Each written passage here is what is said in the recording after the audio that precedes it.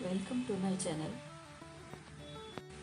आजची रेसिपी आहे साधी सोपी कांद्याची चटणी।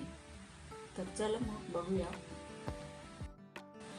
घरात भाजीला काही नसल्यास झटपट होणारी खूप सोपी अशी ही कांद्याची चटणी एक उत्तम पर्याय आहे।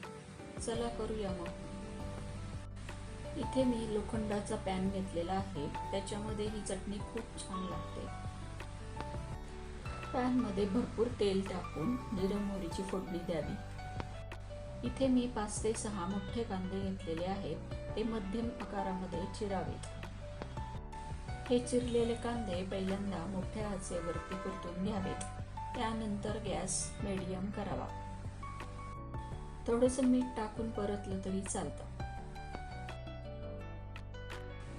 कांदा परतून झाल्यावर त्यात हळद, चवीप्रमाणे तिखट, चवीप्रमाणे मीठ टाकून पुन्हा एकदा हे सर्व व्यवस्थित परतून घ्यावे।